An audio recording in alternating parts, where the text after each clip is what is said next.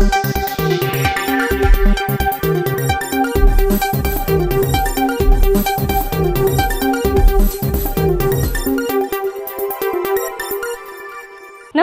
ಈ ನ್ಯೂಸ್ ಟಿವಿಯ ಸ್ಪೀಡ್ ನ್ಯೂಸ್ಗೆ ಸ್ವಾಗತ. ದೇಶ ಮತ್ತು ರಾಜ್ಯದ ಸಮಗ್ರ ಸುದ್ದಿಗಳು ಹಾಗೂ ಸ್ಥಳೀಯ ವಿದ್ಯಮಾನಗಳ ಫಟಾಫಟ್ ಸುದ್ದಿಗಳು. ರಾಜ್ಯದ ಮಲೆನಾಡು ಹಾಗೂ ಕರಾವಳಿ ಭಾಗದಲ್ಲಿ ಮುಂಗಾರು ಮಳೆ ಅಬ್ಬರ ಮುಂದುವರೆದಿದೆ. ಪ್ರಮುಖ ಜಲಾಶಯಗಳಿಗೆ ನೀರಿನ ಒಳಹರಿವು ಹೆಚ್ಚಾಗಿದ್ದು, ಶಿವಮೊಗ್ಗದ ಗಾಜನೂರು ಡ್ಯಾಂ ಭರ್ತಿಯಾಗಿದೆ. ರಾಜ್ಯದ ಮಲೆನಾಡು ಹಾಗೂ ಕರಾವಳಿ ಭಾಗದಲ್ಲಿ ಮುಂಗಾರು ಮಳೆಯ ಅಬ್ಬರ ಮುಂದುವರೆದಿದ್ದು, ಪ್ರಮುಖ ಜಲಾಶಯಗಳಿಗೆ ನೀರಿನ ಒಳಹರಿವು ಗಣನೀಯವಾಗಿ ಹೆಚ್ಚಾಗಿದೆ. ಒಂದೆಡೆ ಶಿವಮೊಗ್ಗದ ಗಾಜನೂರು ಡ್ಯಾಂ ಭರ್ತಿಯಾಗಿದ್ರೆ, ಮತ್ತೊಂದೆಡೆ ಬೆಳಗಾವಿ ಜಿಲ್ಲೆಯ ದೂಧಗಂಗಾ ನದಿ ಅಪಾಯದ ಮಟ್ಟ ಮೀರಿ ಹರಿತಾ ಇದ್ದು, 100 ಎಕರೆ ಬೆಳೆ ಹಾನಿಯಾಗಿದೆ.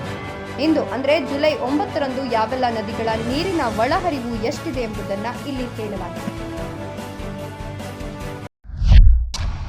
ಮಹಾರಾಷ್ಟ್ರದ ರಾಯಗಢ ಜಿಲ್ಲೆಯಲ್ಲಿ ಭಾರೀ ಮಳೆಯಿಂದ ಹಿಂದೂಸ್ತಾನ್ ಪೆಟ್ರೋಲಿಯಂ ಗ್ಯಾಸ್ ಘಟಕಕ್ಕೆ ಪ್ರವಾಹ ನೀರು ನುಗ್ಗಿದೆ. ಮಹಾರಾಷ್ಟ್ರದ ರಾಯಗಢ ಜಿಲ್ಲೆಯಲ್ಲಿ ಸುರಿಯುತ್ತಿರುವ ಭೀಕರ ಮಳೆ ಮತ್ತು ಪ್ರವಾಹದ ನಡುವೆ ಅತ್ಯಂತ ಅಪಾಯಕಾರಿ ಹಾಗೂ ಆತಂಕಕಾರಿ ಘಟನೆಯೊಂದು ಸಂಭವಿಸಿದೆ. ಕಲಾಪುರ ತಾಲೂಕಿನಲ್ಲಿರುವ ಹಿಂದೂಸ್ತಾನ್ ಪೆಟ್ರೋಲಿಯಂ ಗ್ಯಾಸ್ ಬಾಂಟ್ಲಿಂಗ್ ಸ್ಥಾವರಕ್ಕೆ ಪ್ರವಾಹದ ನೀರು ನುಗ್ಗಿದ ಪರಿಣಾಮ ಬರೋಬ್ಬರಿ 3000 LPG ಗ್ಯಾಸ್ ಸಿಲಿಂಡರ್ಗಳು ನೀರಿನಲ್ಲಿ ಕೊಚ್ಚಿ ಹೋಗಿವೆ. ಇವುಗಳಲ್ಲಿ ಬಹುತೇಕ ಸಿಲಿಂಡರ್ಗಳು ಹತ್ತಿರದ ಪಾತಾಳಗಂಗಾ ನದಿಯಲ್ಲಿ ಸಾಲು ಸಾಲಾಗಿ ತೇಲ್ತಿರೋದು ಕಂಡುಬಂದಿದ್ದು, ಈ ವಿಡಿಯೋ ಸಾಮಾಜಿಕ ಜಾಲತಾಣಗಳಲ್ಲಿ ಭಾರೀ ವೈರಲ್ ಆಗಿದೆ. ದಕ್ಷಿಣ ಕನ್ನಡ ಜಿಲ್ಲೆಯ ಪುತ್ತೂರಿನಲ್ಲಿ ಹಿಂದೂ ಯುವತಿಗೆ ಅನ್ಯ ಕೋಮಿನ ಯುವಕರು ಚಾಕು ತೋರಿಸಿ ಕಿರುಕುಳ ನೀಡಿದ ಆರೋಪ ಕೇಳಿಬಂದಿದೆ. ದಕ್ಷಿಣ ಕನ್ನಡ ಜಿಲ್ಲೆಯ ಪುತ್ತೂರು ತಾಲೂಕಿನ ಪುರುಷರಕಟ್ಟೆ ಬಳಿ ಹಿಂದೂ ಯುವತಿಯೊಬ್ಬಳಿಗೆ ಅನ್ಯ ಕೋಮಿನ ಯುವಕರು ಚಾಕು ತೋರಿಸಿ ಕಿರುಕುಳ ನೀಡಿದ್ದಾರೆ ಎನ್ನಲಾದ ಘಟನೆ ತಡವಾಗಿ ಬೆಳಕಿಗೆ ಬಂದಿದ್ದು, ಈ ಸಂಬಂಧ ಪುತ್ತೂರು ಪೊಲೀಸರು 2 ಪ್ರತ್ಯೇಕ ದೂರುಗಳನ್ನು ದಾಖಲಿಸಿಕೊಂಡು ತನಿಖೆ ಆರಂಭಿಸಿದ್ದಾರೆ. ಸಾಮಾಜಿಕ ಜಾಲತಾಣಗಳಲ್ಲಿ ಈ ಘಟನೆಯ ಸಿಸಿಟಿವಿ ದೃಶ್ಯಾವಳಿಗಳು ವೈರಲ್ ಆಗಿದ್ದು, ತೀವ್ರ ಚರ್ಚೆಗೆ ಗ್ರಾಸವಾಗಿದೆ. ದೆಹಲಿಯಲ್ಲಿ ನಿರಂತರ ಮಳೆಯ ನಡುವೆ 4 ಅಂತಸ್ತಿನ ನಿರ್ಮಾಣ ಹಂತದ ಕಟ್ಟಡ ಕುಸಿದು ಒಬ್ಬರು ಮೃತಪಟ್ಟಿದ್ದಾರೆ. ಹಲವರು ಅವಶೇಷಗಳಡಿ ಸಿಲುಕಿರುವ ಶಂಕೆ ವ್ಯಕ್ತವಾಗಿದ್ದು, ರಕ್ಷಣಾ ಕಾರ್ಯಾಚರಣೆ ಮುಂದುವರೆದಿದೆ. ದೆಹಲಿಯಲ್ಲಿ ಸುರಿಯುತ್ತಿರುವ ನಿರಂತರ ಮಳೆಯಿಂದಾಗಿ ಇಂದು ಮಧ್ಯಾಹ್ನ ದೆಹಲಿಯ ರೋಹಿಣಿ ಸೆಕ್ಟರ್ 16ರಲ್ಲಿ ನಿರ್ಮಾಣ ಹಂತದಲ್ಲಿದ್ದ 4 ಅಂತಸ್ತಿನ ಕಟ್ಟಡವೊಂದು ಕುಸಿದು ಬಿದ್ದಿದೆ.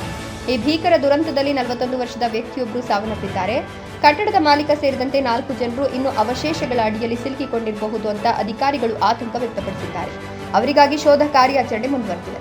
ಮೆಕ್ಯಾನಿಕ್ ಆಗಿ ಕೆಲಸ ಮಾಡ್ತಿದ್ದ ರಾಮ್ ಎಂಬ 41 ವರ್ಷದ ವ್ಯಕ್ತಿ ಕಟ್ಟಡದ ಪಕ್ಕದಲ್ಲೇ ನಡೆದುಕೊಂಡು ಹೋಗ್ತಿದ್ರು. ಈ ವೇಳೆ ಕಟ್ಟಡದ ಅವಶೇಷಗಳು ಅವರ ಮೇಲೆ ಬಿದ್ದಿದ್ದರಿಂದ ಅವರು ಸ್ಥಳದಲ್ಲಿ ಮೃತಪಟ್ಟಿದ್ದಾರೆ. ಆಂಧ್ರಪ್ರದೇಶದ ಅನಂತಪುರದಲ್ಲಿ ಯಾವುದೇ ಸುಳಿವಿಲ್ಲದ ಕೊಲೆ ಪ್ರಕರಣವನ್ನು ಪೊಲೀಸರು ಭೇದಿಸಿದ್ದಾರೆ. ಯಾವುದೇ ಸಾಕ್ಷ್ಯಗಳಿಲ್ಲದೆ ಸಂಪೂರ್ಣ ನಿಗೂಢವಾಗಿದ್ದ ವ್ಯಕ್ತಿಯೊಬ್ಬನ ಭೀಕರ ಕೊಲೆ ಪ್ರಕರಣವನ್ನು ಆಂಧ್ರಪ್ರದೇಶದ ಅನಂತಪುರ ಜಿಲ್ಲೆಯ ರಾಯದುರ್ಗಂ ಪೊಲೀಸರು ಅತ್ಯಂತ ಚಾಣಾಕ್ಷತನದಿಂದ ಭೇದಿಸಿದ್ದಾರೆ. ಕೊಲೆಯಾದ ಸ್ಥಳದಲ್ಲಿ ಸಿಕ್ಕ ಒಂದು ಸಣ್ಣ ಹಪ್ಪಳದ ಪ್ಯಾಕೆಟ್ ಸಹಾಯದಿಂದ ಬಳ್ಳಾರಿ ಮೂಲದ 2 ಮೂಗ ಹಾಗೂ ಕಿವುಡ ಆರೋಪಿಗಳನ್ನು ಬಂಧಿಸುವಲ್ಲಿ ಪೊಲೀಸರು ಯಶಸ್ವಿಯಾಗಿದ್ದಾರೆ.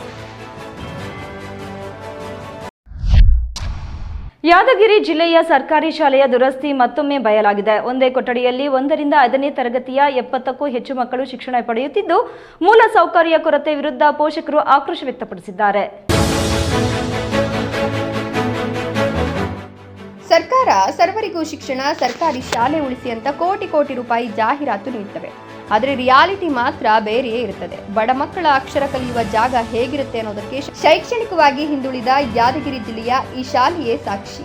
ಇಲ್ಲಿ ಒಂದೇ ರೂಮಿನಲ್ಲಿ 1ರಿಂದ 5ನೇ ತರಗತಿಯ 70 ಮಕ್ಕಳು ಒಟ್ಟಿಗೆ ಕುಳಿತು ಅ ಈ ಕಲಿತಿದ್ದಾರೆ. ಇದಕ್ಕಿಂತ ದೊಡ್ಡ ವಿಪರ್ಯಾಸ ಬೇಕಾ? ಸರ್ಕಾರಿ ಶಾಲೆಗಳ ಸ್ಥಿತಿ ಎಲ್ಲಿಗೆ ಬಂದಿದೆ ನೋಡಿ. ಪೋಷಕರು ಯಾಕೆ ತಮ್ಮ ಮಕ್ಕಳನ್ನ ಖಾಸಗಿ ಶಾಲೆಗಳಿಗೆ ಯಾವ ಕಾರಣಕ್ಕೆ ಸೇರಿಸ್ತಿದ್ದಾರೆ ಅನ್ನೋದನ್ನ ಇದು ಹೇಳ್ತದೆ. ಇದರ ನಡುವೆ ಸರ್ಕಾರ ಮೊಂಡುವಾದ, ಮಕ್ಕಳು ಬಂದರೆ ಶಾಲೆಗಳನ್ನು ಅಭಿವೃದ್ಧಿ ಮಾಡಬಹುದು ಅಂತ. ಆದರೆ ಮಕ್ಕಳು ಇರುವ ಶಾಲೆಗಳ ಗತಿ ಹೀಗಿದೆ ಅಂತ ಪೋಷಕರ ವಾದ. ಉತ್ತರ ಕನ್ನಡ ಜಿಲ್ಲೆಯ ಯಲ್ಲಾಪುರ ಸಮೀಪ ಪ್ರವಾಸಿಗರ ವಾಹನ ಹಾಗೂ ಲಾರಿ ನಡುವೆ ಮುಖಾಮುಖಿ ಡಿಕ್ಕಿ ಸಂಭವಿಸಿದೆ. ದುರಂತದಲ್ಲಿ 6 ಮಂದಿ ಮೃತಪಟ್ಟಿದ್ದು, 4 ಗಂಭೀರವಾಗಿ ಗಾಯಗೊಂಡಿದ್ದಾರೆ. ಉತ್ತರ ಕನ್ನಡ ಜಿಲ್ಲೆಯ ಯಲ್ಲಾಪುರ ತಾಲೂಕಿನ ಅರೆಬೈಲ್ ಘಾಟ್ನ ಬಳಗಾರ್ ಬಳಿ ಇಂದು ಮುಂಜಾನೆ ಭೀಕರ ರಸ್ತೆ ಅಪಘಾತ ಸಂಭವಿಸಿದೆ.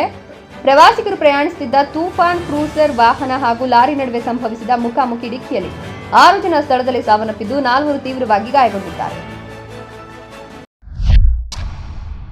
ಆಸ್ಟ್ರೇಲಿಯಾ ಪ್ರವಾಸದಲ್ಲಿರುವ ಪ್ರಧಾನಿ ನರೇಂದ್ರ ಮೋದಿ ಭಾರತವು ಜಾಗತಿಕ ಹೂಡಿಕೆದಾರರಲ್ಲಿ ಅತ್ಯಂತ ಸುರಕ್ಷಿತ ಮತ್ತು ಲಾಭದಾಯಕ ತಾಣ ಎಂದು ಲೆಬನೋನ್ನಲ್ಲಿ ನಡೆದ ಭಾರತ ಆಸ್ಟ್ರೇಲಿಯಾ ಸಿಇಒ ವೇದಿಕೆಯಲ್ಲಿ ಹೇಳಿದ್ದಾರೆ. ಆಸ್ಟ್ರೇಲಿಯಾ ಪ್ರವಾಸದಲ್ಲಿರುವ ಪ್ರಧಾನಿ ನರೇಂದ್ರ ಮೋದಿ ಅವರು ಜಾಗತಿಕ ಉದ್ಯಮ ರಂಗದಲ್ಲಿ ಭಾರತದ ಶಕ್ತಿಯನ್ನ ಮತ್ತೊಮ್ಮೆ ಜಗತ್ತಿಗೆ ಸಾರಿದ್ದಾರೆ. ಗುರುವಾರ ಮೆಲ್ಬೋರ್ನ್ನಲ್ಲಿ ಆಸ್ಟ್ರೇಲಿಯಾದ ಪ್ರಧಾನಿ ಆಂಥೋನಿ ಅಲ್ಬನೀಸ್ ಅವರೊಂದಿಗೆ ಜಂಟಿಯಾಗಿ ಆಸ್ಟ್ರೇಲಿಯಾ ಭಾರತ ಸಿಇಒಗಳ ವೇದಿಕೆಯನ್ನು ಉದ್ದೇಶಿಸಿ ಮಾತನಾಡಿ, ಆಸ್ಟ್ರೇಲಿಯಾದ ಕಂಪನಿಗಳಿಗೆ ಭಾರತವು ಅತ್ಯಂತ ಸುರಕ್ಷಿತ ಹಾಗೂ ಗರಿಷ್ಠ ಲಾಭ ತಂದುಕೊಡುವ ದೀರ್ಘಾವಧಿಯ ಹೂಡಿಕೆ ತಾಣ ಅಂತ ಬಣ್ಣಿಸಿದ್ದಾರೆ. ದೇವನಹಳ್ಳಿ ಸಮೀಪದ ಸ್ಟರ್ಲಿಂಗ್ ಇಂಗ್ಲಿಷ್ ವಸತಿ ಶಾಲೆಯಲ್ಲಿ 6ನೇ ತರಗತಿ ವಿದ್ಯಾರ್ಥಿಯ ಅನುಮಾನಾಸ್ಪದ ಸಾವಿಗೆ ಪೋಷಕರು ದೈಹಿಕ ಶಿಕ್ಷಕನ ಮೇಲೆಯೇ ಆರೋಪ ಮಾಡಿದ್ದಾರೆ.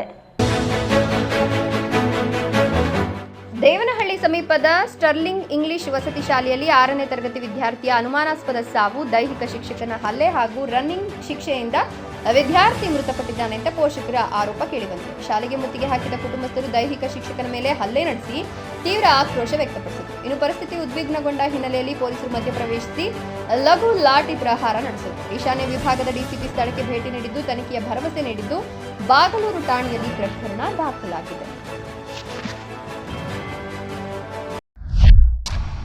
ಮಗನ ಜನ್ಮದಿನದ ಸಂಭ್ರಮವನ್ನು ಸರಳವಾಗಿ ಆಚರಿಸಿ ಅದಕ್ಕೆ ಮೀಸಲಿಟ್ಟಿದ್ದ ಹಣದಲ್ಲಿ ಸರ್ಕಾರಿ ಶಾಲೆಗೆ ಬಣ್ಣ ಬಳಸಿದ ಮುಖ್ಯ ಶಿಕ್ಷಕಿ ಎಲ್ಲರ ಮೆಚ್ಚುಗೆಗೆ ಪಾತ್ರರಾಗಿದ್ದಾರೆ.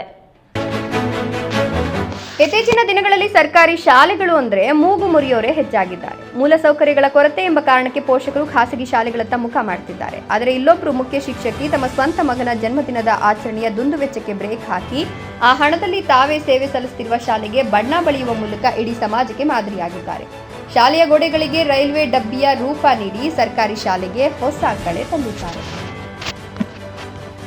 ಈ ನ್ಯೂಸ್ ಟಿವಿಯ ಸ್ಪೀಡ್ ನ್ಯೂಸ್ ಜೊತೆಗೆ ತಪ್ಪದೇ ವೀಕ್ಷಿಸಿ. ಈ ನ್ಯೂಸ್ ಟಿವಿಯ ಮುಖ್ಯ ಸಂಚಿಕೆ ರಾತ್ರಿ 8:30ಕ್ಕೆ.